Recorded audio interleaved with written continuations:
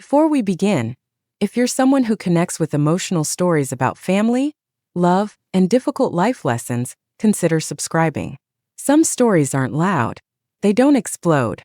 They unfold quietly and change you slowly. I never thought I would tell this story.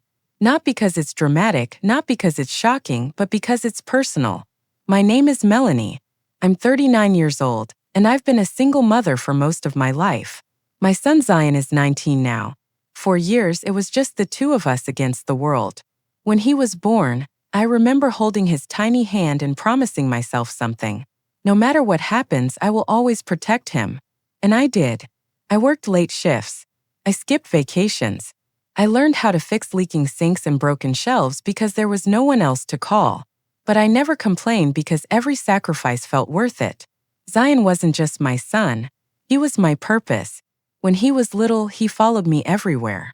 He'd sit on the kitchen counter while I cooked, asking 100 questions. He'd fall asleep on the couch next to me during movie nights. Those were the days when I knew everything about him. Every fear, every dream, every secret. But somewhere between childhood and adulthood, something changed. He started spending more time in his room. Door closed, headphones on, conversation shorter.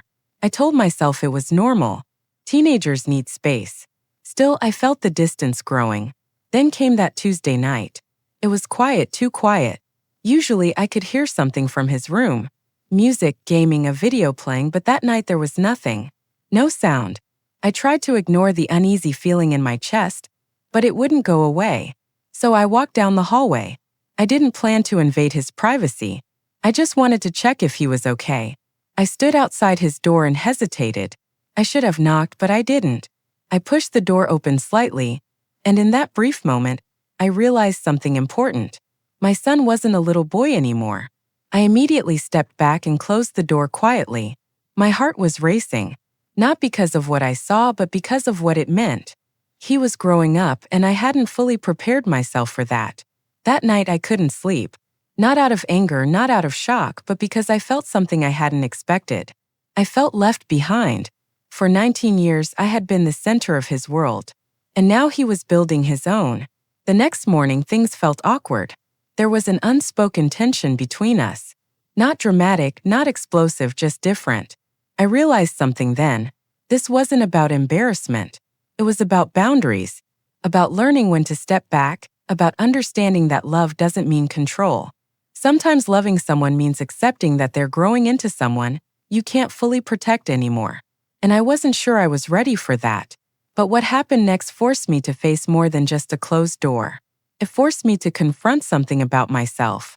And that's where this story really begins. The next morning felt different. Not tense, not angry, just unfamiliar. Zion avoided eye contact at breakfast. I pretended to be busy with the coffee machine longer than necessary.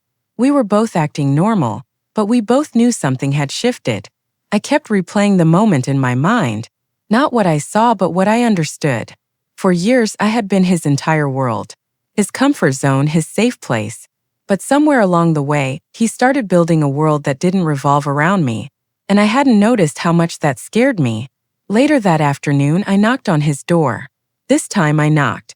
Yeah, he called from inside. Can we talk for a minute? I asked. There was a pause. Then, okay. I sat down on the chair across from him. Clear's throat. He looked uncomfortable. I probably did too. I owe you an apology, I said first. I should have knocked. I didn't respect your privacy, and that's on me. He looked surprised. It's fine, Mom said quietly. No, I shook my head. It's not just about that, I think. I've been holding on too tight. He frowned slightly. What do you mean? I took a deep breath. I've spent your whole life protecting you, making decisions for you, being there for everything. And I think I forgot that you're not a little kid anymore. Silence filled the room. Then he said something I didn't expect. Mom, I've been trying to figure things out on my own. Not because I don't need you, but because I'm supposed to. That hit me. He wasn't pulling away because he didn't love me. He was growing. And growth sometimes looks like distance. About a week later, something unexpected happened. I was cleaning the living room when Zion's phone buzzed on the coffee table. He'd stepped outside to take out the trash. Normally, I would never look at his phone. After everything we had talked about privacy boundaries, it didn't even cross my mind. But then the phone buzzed again and again. The screen lit up. A message preview appeared. At first, I wasn't trying to read it, but the name caught my attention. It was someone I recognized, someone who definitely shouldn't have been texting my son. My stomach tightened. I told myself I was overthinking. Maybe it was nothing. Maybe it was just a misunderstanding. But the uneasy feeling wouldn't go away. When Zion came back inside, I tried to act normal. But something in my expression must have given me away. "You okay?" he asked. "Yeah," I said quickly, but the words didn't sound convincing even to me. He looked at me for a moment, like he knew something was wrong. Then he asked quietly, "Did you see my phone?" The question caught me off guard. "I just saw it light up," I admitted. "I wasn't trying to read anything." He nodded slowly. For a moment, neither of us spoke. Then he sighed and sat down across from me. "There's something I probably should tell you," he said, and the seriousness in his voice made my heart start racing. "I didn't want to hide it," he continued. "I just didn't know how you'd react." I could feel my mind jumping to 100 different possibilities. "React to what?" I asked carefully. He looked down at his hands for a second before answering. "It's about someone I've been talking to." That alone wouldn't normally worry a mother. But the name I had seen on his phone kept echoing in my head. And suddenly, the room felt much smaller because if I was right about what I had seen, this wasn't just a simple teenage conversation. This was something much more complicated. Something that could affect more than just something that could shake our entire family. And I realized in that moment, the hardest part of being a parent isn't protecting your child from the world. Sometimes it's facing the truth when the world gets complicated. And what Zion said next was something I never expected to hear. The room felt quiet, too quiet. Zion was sitting across from me, staring at his hands like he was trying to find the right words. I could tell this wasn't an easy conversation for him. My heart was beating faster. "Zion," I said softly, "you can tell me." He took a deep breath. "I've been talking to someone for a while." I nodded slowly. "That's normal," I replied. "You're 19.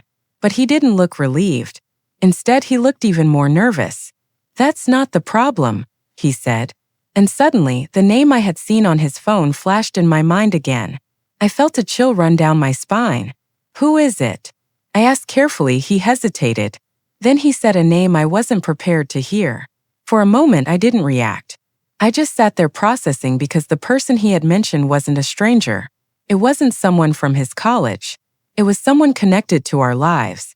Someone older, someone who should have known better. My first reaction wasn't anger. It was confusion.